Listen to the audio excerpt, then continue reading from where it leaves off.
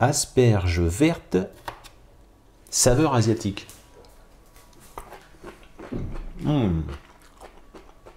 C'est super bon. Si vous voulez découvrir cette recette, il n'y a plus qu'à suivre la vidéo et vous aurez tout le déroulé. A tout de suite.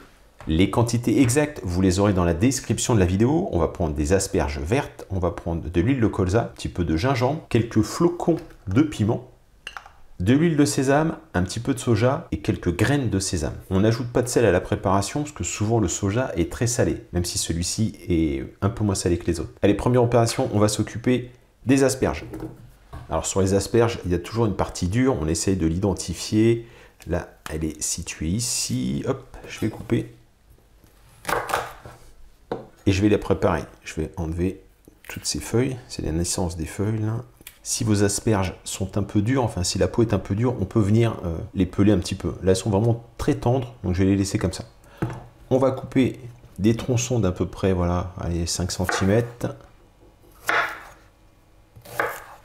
Nos asperges sont prêtes. J'ai mis un tout petit peu d'eau dans une poêle, à peine un demi-centimètre. On va plonger les asperges. Enfin, plonger, non, justement, elles ne vont pas plonger.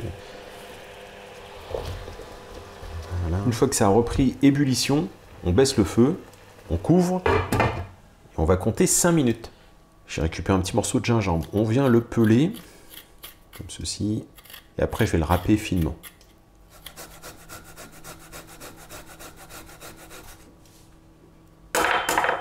Et 5 minutes de cuisson, je vais les égoutter et on va les passer dans un grand volume d'eau bien froide.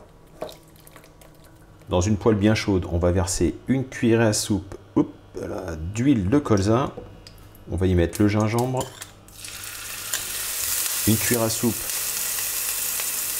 de sauce soja,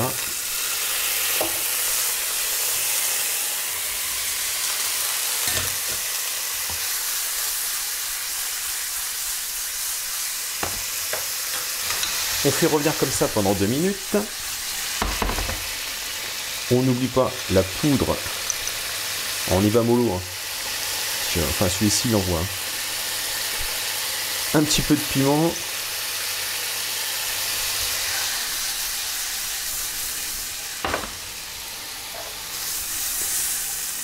Et voilà, on arrête le feu.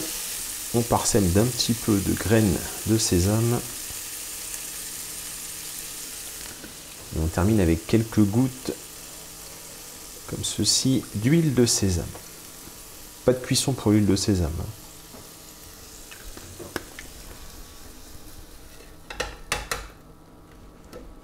Et voilà. Bon, ça c'est parfait, hein, comme recette extrêmement light. Un petit peu d'huile, mais il en faut. Plein de saveurs, ça sent super bon dans les cuisines. J'espère que ça vous a plu. Moi je vous remercie et je vous dis à très bientôt pour de nouvelles recettes. Au revoir.